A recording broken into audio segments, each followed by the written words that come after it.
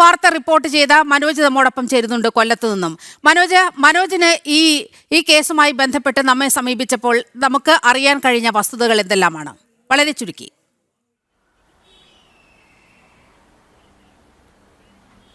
നീലിമ, ഈ കുടുംബവുമായി, അതായത് ഈ പരാതിയുമായി ബന്ധപ്പെട്ട് ഈ അമ്മ ഞങ്ങളെ വിളിക്കുന്നുണ്ടായിരുന്നു. തുടർന്നാണ് ഈ വിവരങ്ങൾ ശേഖരിക്കാനായി അവിടേക്ക് ഞങ്ങൾ പോകുന്നത്. അപ്പോൾ കുട്ടി തന്നെ നേരിട്ട് ഈ കാര്യങ്ങൾ പറയുകയാണ്. കാരണം ഒരു പ്രണയമുണ്ടായിരുന്നു, ആദ്യം ആത്മാർത്ഥ പ്രണയമാണെന്ന് കരുതി, പിന്നീട് അത് പല ആവശ്യങ്ങളും ഈ യുവാവ് മുന്നോട്ട് വയ്ക്കുകയായിരുന്നു. അതായത് അതിൽ പ്രധാനപ്പെട്ടത് മതം മാറാൻ നിർബന്ധിച്ചു എന്നുള്ളതാണ്. അതോടൊപ്പം തന്നെ തൻ്റെ ഹിന്ദു വിശ്വാസങ്ങൾ അല്ലെങ്കിൽ അമ്പലത്തിൽ പോകുന്നത്, കുറി തൊടുന്നതൊക്കെ തനിക്ക് ഇഷ്ടമല്ല. അതുകൊണ്ട് അങ്ങനെയുള്ള പോസ്റ്റുകളൊന്നും തന്നെ സമൂഹ മാധ്യമങ്ങളിലും പോസ്റ്റ് ചെയ്യരുത്.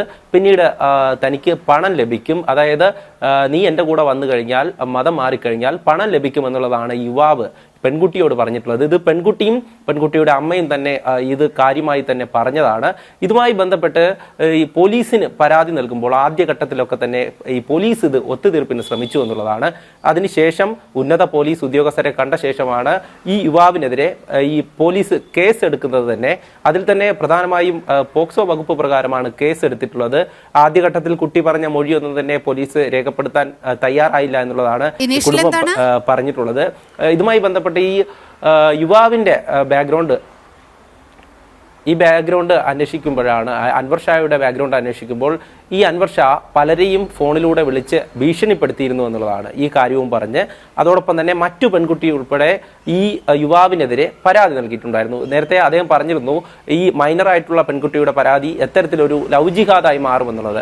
അതായത് മൈനറായിട്ടുള്ള കുട്ടികൾക്ക് നേരെ നിരവധി അതിക്രമങ്ങൾ കേരളത്തിൽ നടക്കുന്നുണ്ട്.